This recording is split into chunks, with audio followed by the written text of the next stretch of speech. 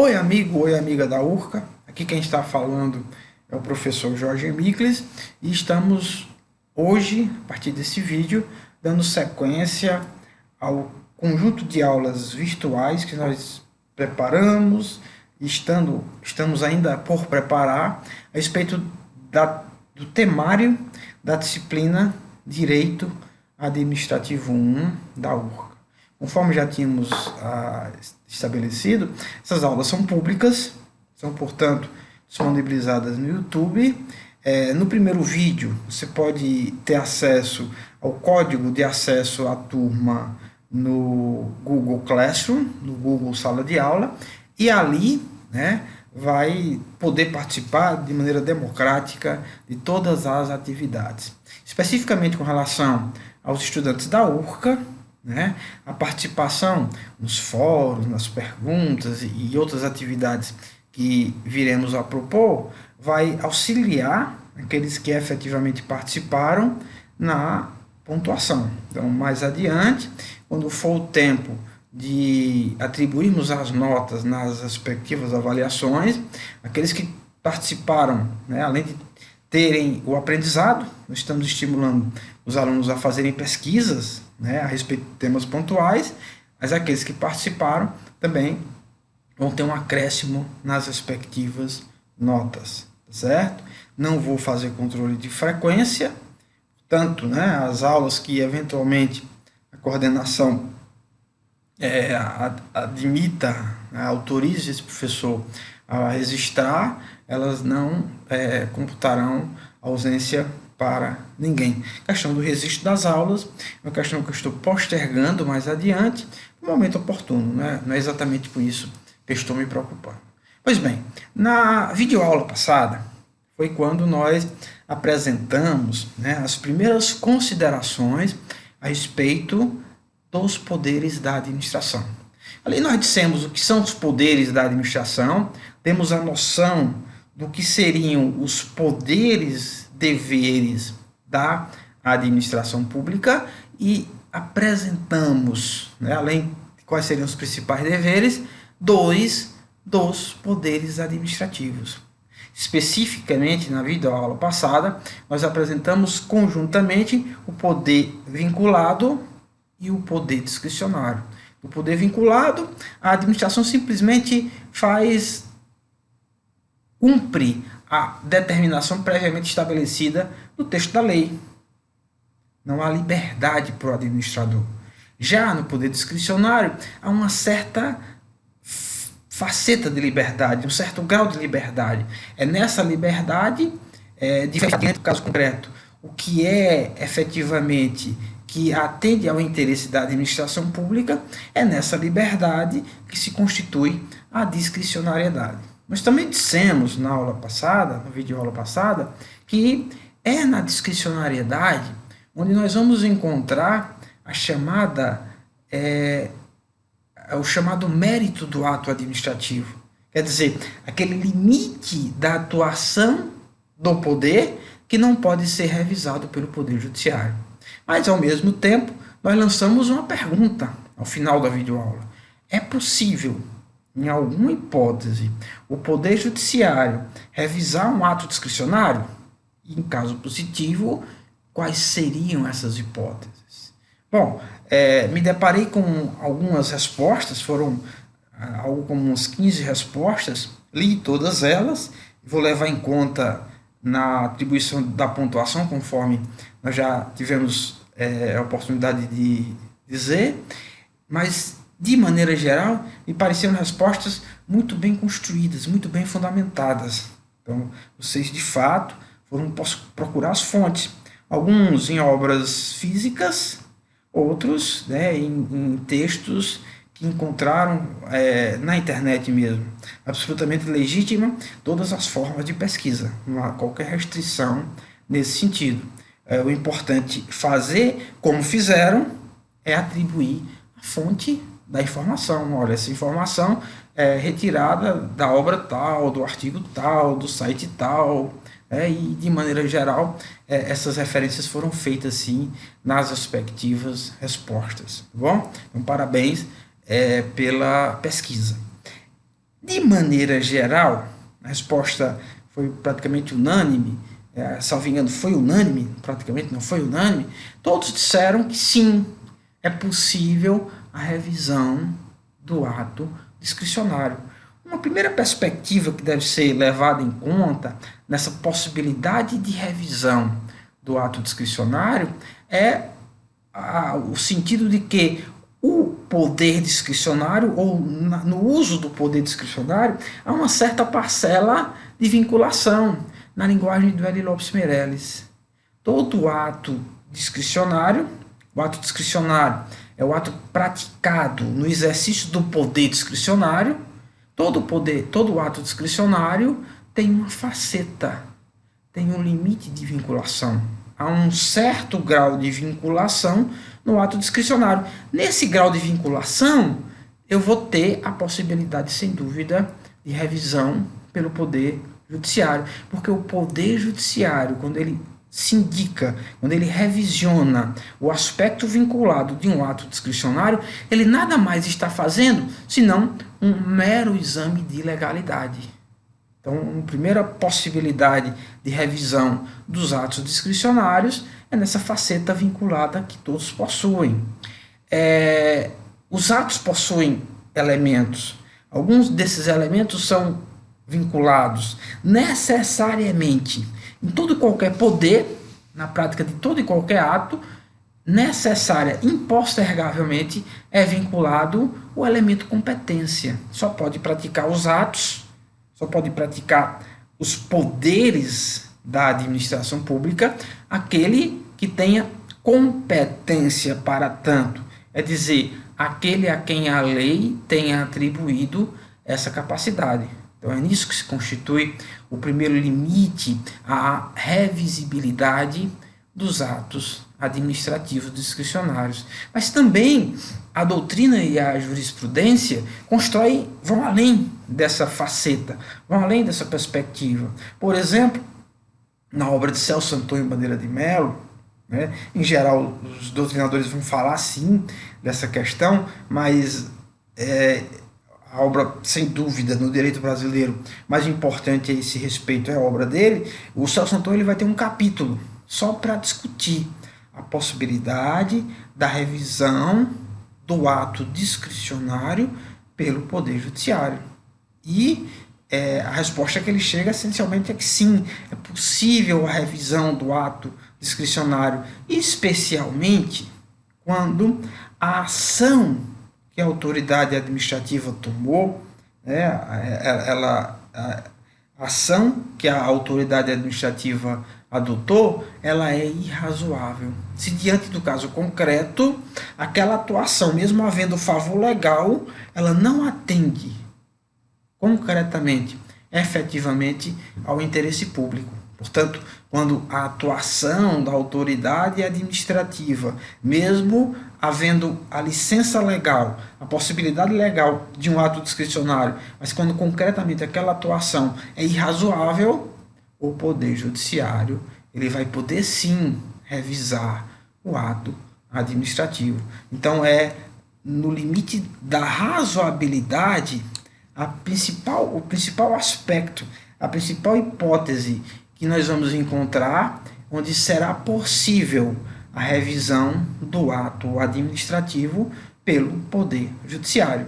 Então, muito mais ainda em tempos de ativismo judicial, muito mais ainda em tempos de neoconstitucionalismo.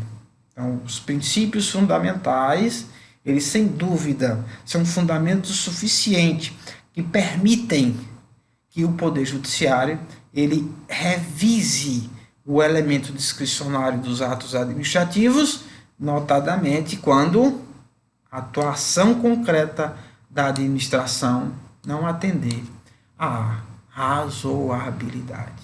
Então esse é o limite, né, e outras fontes vocês deram nas próprias respostas de vocês. Então, só para a gente resumir, né, para dar um retorno para vocês, de que eu li e que ficou bem respondidas as questões. Seguindo aqui, nós vamos apresentar para vocês mais alguns outros poderes da administração pública. né? A começar pelo poder hierárquico. Primeiras estruturas administrativas, elas vão surgir, obviamente, a partir do direito francês, né, que é a mãe, o pai do direito administrativo, conforme nós já tivemos a oportunidade de historiar, de discutir, de debater em sala de aula.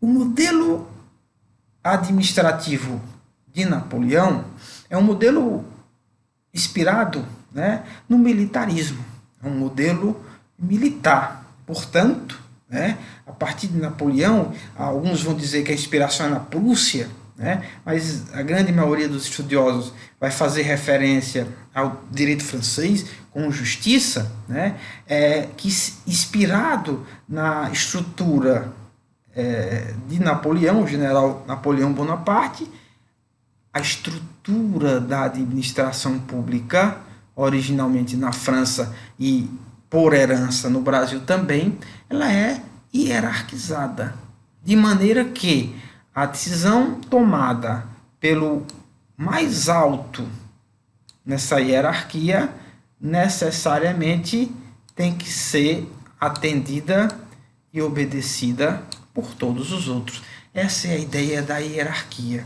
A ideia da hierarquia vai permitir, né, duas ordens de ideias. Primeiro, o poder hierárquico tem um poder de comando.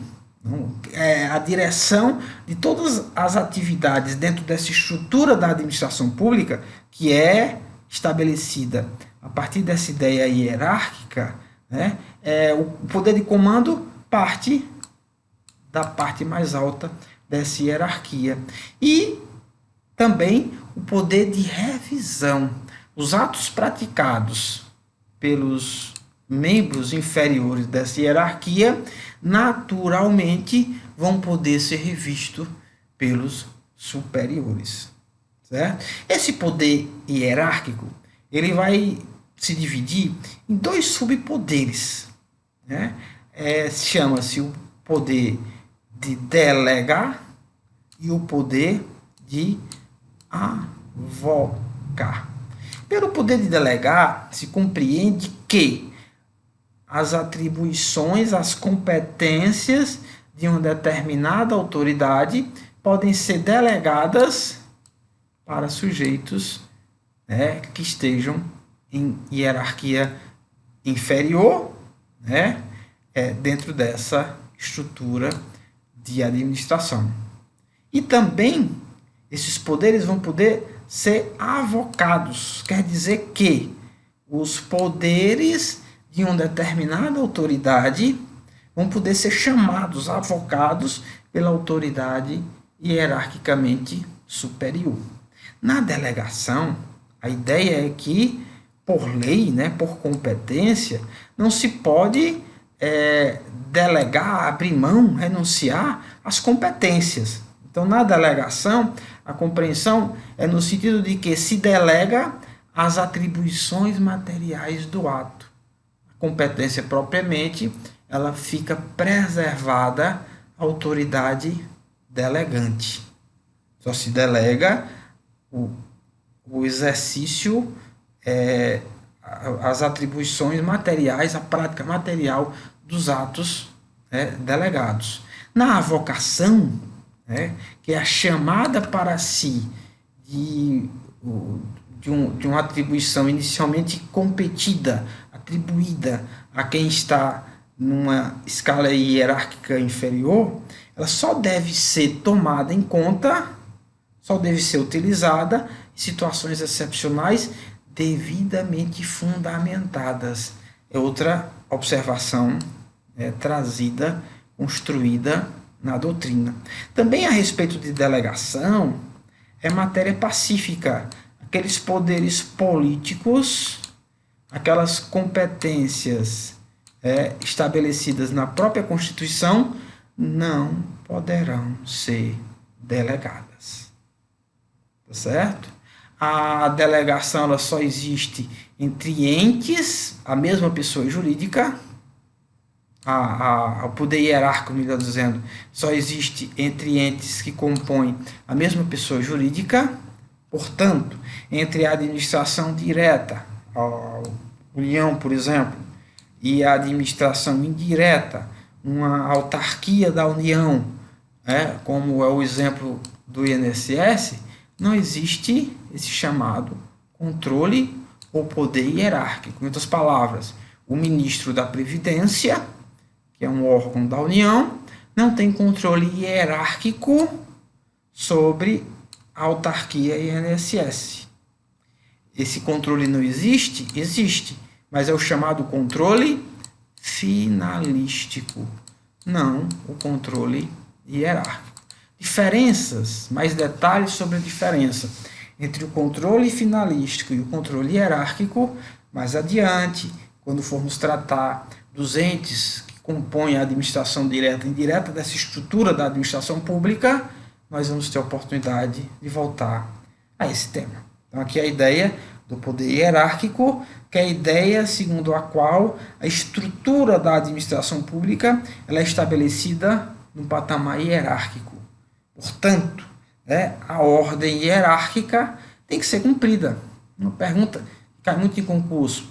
O agente público, ele é obrigado a cumprir a ordem do seu superior hierárquico? Em princípio, sim, ele é obrigado, sim, a cumprir a ordem do seu superior hierárquico. Contudo, se essa ordem for manifestamente ilegal, é uma escusa, é uma hipótese onde ele não deverá cumprir. Então, a regra é que ele cumpre, salvo se a ordem for manifestamente ilegal. Também no estudo relacionado aos agentes públicos, que é matéria do Direito Administrativo 2, será uma oportunidade de tratar-se desse assunto. Outro poder que é estudado é o chamado poder disciplinar.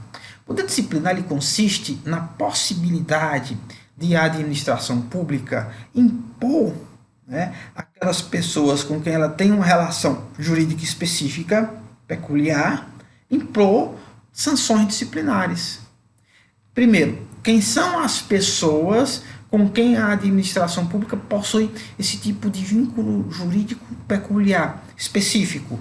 Primeira hipótese, os agentes públicos. Quem são os agentes públicos? As pessoas naturais que mantêm vínculo específicos com a administração pública. O servidor, o ocupante do cargo efetivo, o empregado público, os terceirizados, de uma maneira geral, melhor dizendo, em vez de terceirizados, aqueles que têm vínculo temporário com a administração pública, os comissionados, etc. Certo? Esses todos são exemplos de agentes públicos. Mas também alguns prestadores de serviço, aqueles que mantêm serviços de natureza contratual, vínculo, melhor dizendo, de natureza contratual. Então, na execução dos contratos administrativos, também será possível a administração pública estabelecer sanção disciplinar. Então, o poder disciplinar, em princípio, ele é exercido contra esses tipos de agentes. Não é, portanto, um poder geral, um poder que pode ser imposto a qualquer cidadão. Por exemplo, nas infrações de trânsito, se atribui o poder disciplinar ao infrator? Não. Na medida de ordens sanitárias, se atribui um poder disciplinar contra o infrator? Não. Aqui, nesses dois casos últimos que estamos falando, na verdade, nós estamos falando de outro poder da administração. No caso aqui, o poder de polícia. É o fundamento para o uso dessas atividades, dessas punições, nesses últimos casos, nesses dois exemplos últimos que eu dei, não é o poder disciplinar, mas, na verdade, é o poder de polícia, certo? Que tem, portanto, um fundamento diferente do poder disciplinar. Agora, no poder disciplinar, nós estamos estudando a possibilidade de punir quem tenha vínculo jurídico específico com a administração pública. E, em princípio, só essas pessoas, né, vão poder fazer, ser sujeitos passivos, melhor do que fazer, serem sujeitos passivos dessa atribuição e desse poder. Tá certo?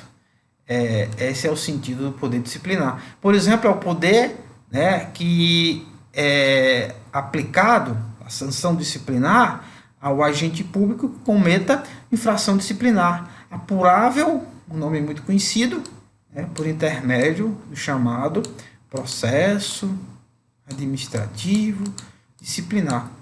Processo administrativo disciplinar é, então, o meio hábil, o meio consabido de utilização, né, das punições disciplinares, portanto, do uso do poder disciplinar contra um sujeito específico, um agente público, um agente que tem um vínculo específico, no caso do PAD, um vínculo de natureza sui generis com a administração pública.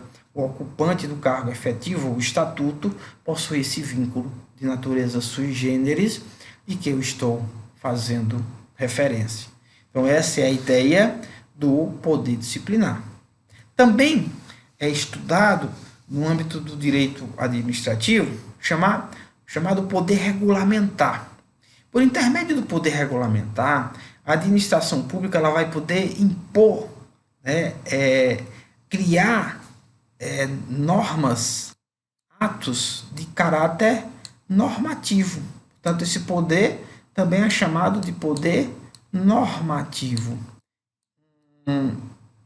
O poder regulamentar é exercido por intermédio de atos administrativos, mas no caso, esses atos administrativos, os atos normativos ou atos regulamentares, eles vão ter, né, as mesmas características das normas jurídicas em geral, das leis. Quer dizer, eles serão abstratos, eles não terão um destinatário específico. Então, a primeira característica dos atos, do exercício do poder regulamentar, que se dá por intermédio dos atos regulamentares, né, é que estes atos são gerais e são abstratos. Eles regulamentam situações em tese. Eles não se aplicam a casos jurídicos estabelecidos, previamente existentes. É por intermédio do processo de subsunção, assim como, né, se aplica a lei ao caso concreto, é através desse processo lógico de subsunção, que também serão aplicados os poderes regulamentares, ou os atos regulamentares. Que por este motivo, tem os mesmos atributos gerais das próprias leis. Agora, os atos ou o poder regulamentar, ele se distingue dos atos legais normativos de uma maneira geral, das leis de uma maneira geral. Por quê? Porque eles não podem inovar no direito, criar direito novo. Os atos regulamentares, os atos produzidos no uso do poder regulamentar, eles não podem criar direito novo, eles não podem inovar no universo jurídico, eles só podem especificar, detalhar, por isso o nome, regulamentar direitos previamente estabelecidos. Então, há um primeiro grande e quase insuperável limite ao poder regulamentar, que é exatamente a impossibilidade de criar situação jurídica nova, criar direito novo, criar direito inédito. Os atos regulamentares, em princípio, eles são exercidos somente nos limites da lei. Então, o grande exemplo que se tem dos atos regulamentares, né, são exatamente dos decretos que regulamentam as leis. O que é que fazem esses decretos que regulamentam as leis? Eles vão especificar, eles vão detalhar o conteúdo da lei, sem, contudo, inovar no direito. Então, há um número muito grande de leis, atos legislativos, né, que tem uma norma que o complementa, que o especifica. São os decretos regulamentares, os decretos que regulamentam essas leis. Esses decretos são atos gerais e abstratos, que, contudo, têm uma característica específica. Estes decretos não criam direito novo. Estes decretos não inovam na ordem jurídica, se não especificam, se não apenas detalham o conteúdo da lei, tornam a lei execuível. Então, o sentido dos decretos ou dos atos regulamentares é tornarem a lei execuível. Por que essa necessidade? Porque é da natureza da função administrativa que o poder respectivo, em regra o poder executivo, ele tem o dever de cumprir a lei de ofício, independente de qualquer provocação. Para que o poder executivo possa cumprir a lei de ofício, possa adimplir com o dever inerente à função administrativa, ele tantas vezes precisa especificar, detalhar o conteúdo das leis. E ele vai fazê-lo por meio de atos gerais e abstratos, atos normativos ou regulamentares, o que ele faz por intermédio desse, falado aqui, exemplificado aqui, poder regulamentar. É este o sentido do poder regulamentar, portanto. Então, uma pergunta pode surgir naturalmente: é possível, dentro do sistema jurídico nacional brasileiro, a existência do chamado regulamento autônomo? O regulamento autônomo, ele é uma instituição, um instituto jurídico possível dentro do sistema jurídico brasileiro? Bom, no direito comparado, a resposta seria sim. Muitos estados estrangeiros admitem o regulamento autônomo para todas aquelas matérias que não sejam objeto de uma disciplina legislativa. O Poder Executivo pode regular aquela matéria, e ele faz por intermédio de um decreto, o chamado decreto autônomo, ou o chamado regulamento autônomo. Contudo, no âmbito da doutrina nacional, é basicamente pacífica a compreensão, no sentido de que no sistema brasileiro não existe o chamado regulamento autônomo, que a ordem jurídica brasileira, instituída em 1988, não permite o regulamento autônomo. Muitos usam como fundamento dessa ideia a redação, do artigo 25 dos atos de disposições constitucionais transitórias. Quem puder, dê uma olhadinha, certo? Um dos principais fundamentos evocados pela doutrina nacional para dizer que no direito brasileiro não se admitem os regulamentos autônomos. Entendido os regulamentos autônomos como aquele ato regulamentar que inova no direito, que trata de uma matéria que não foi disciplinada ainda por lei. Contudo, nasce da realidade dinâmica da sociedade a necessidade de regulamentar determinadas questões de ordem técnica. Portanto, nasce a necessidade ou o problema do chamado regulamento técnico. Determinadas específicas matérias possuem uma peculiaridade técnica tão grande que na dinâmica prática, na realidade dos fatos, impossível que o Poder Legislativo consiga regulamentar essas específicas matérias.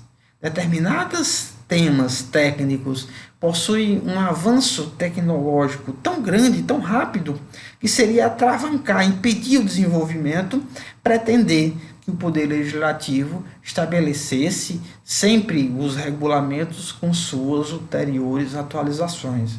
Então, em face da peculiaridade técnica de determinadas atividades, começa a surgir a ideia do regulamento técnico.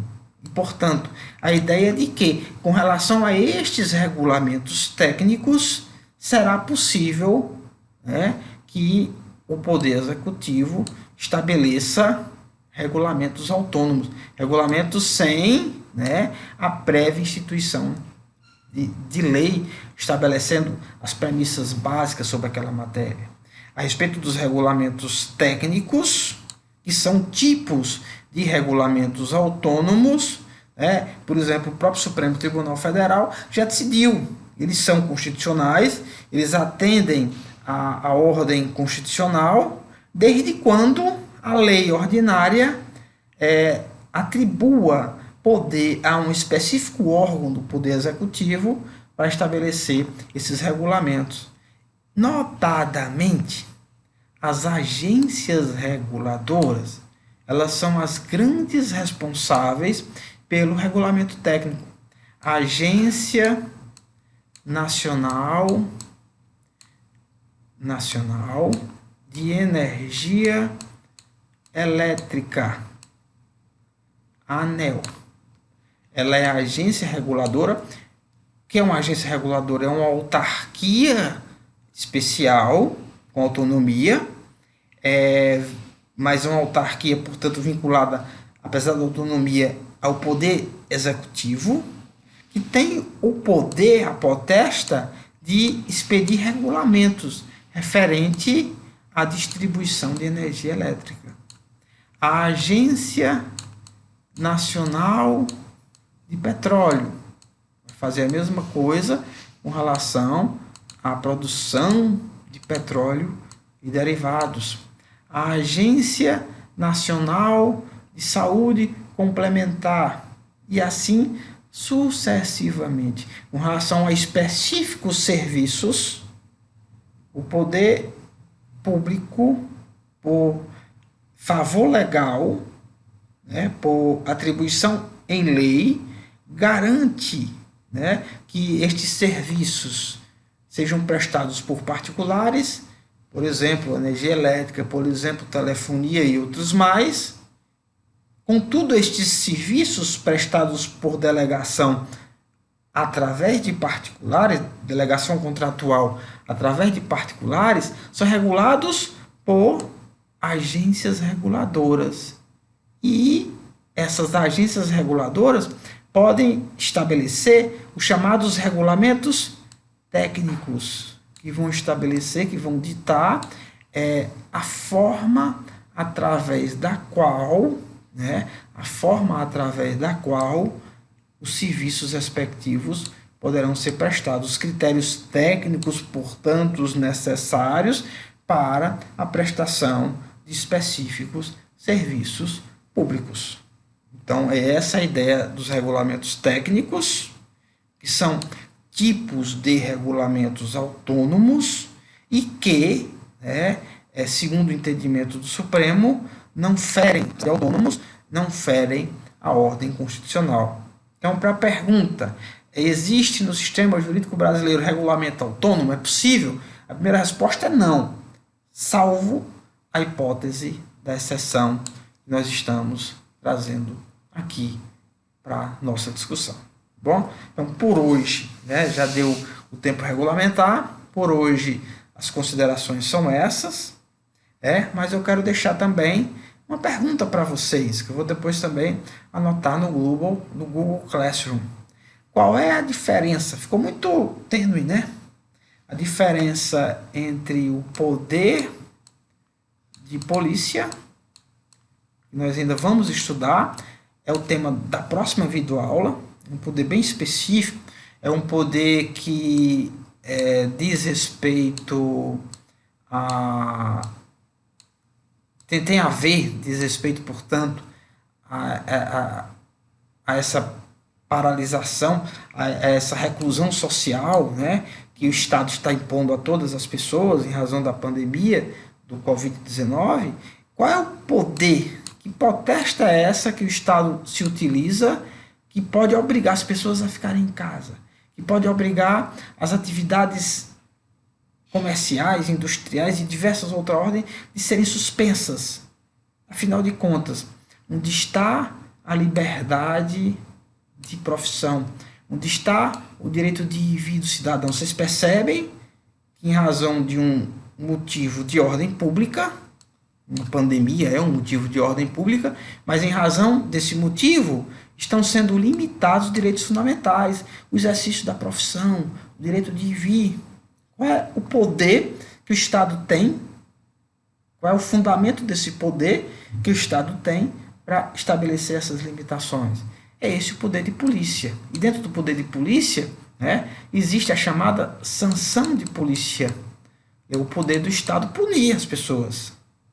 Qual é a diferença dessa sanção de polícia para o poder disciplinar que nós estudamos hoje? Na aula de hoje nós vimos o poder disciplinar, que é um poder onde o Estado pode punir, mas ele não pode punir qualquer. Ele só pode punir específicas pessoas. Qual é a diferença de grau, de ordem, de outras perspectivas mais entre o poder disciplinar, a sanção disciplinar e a sanção de polícia? Essa sanção que o Estado pode atribuir aos particulares, né, que não cumpram, isso é genérico agora, que não cumpram as suas respectivas ordens. Na próxima aula, na próxima videoaula, nós vamos estudar especificamente, propriamente, o poder de polícia. Então, que este vídeo encontre a todos com saúde física e mental, né, e no aguardo de nós logo podermos retomar as nossas atividades. Um grande abraço a todos e até a próxima videoaula. Valeu e até mais.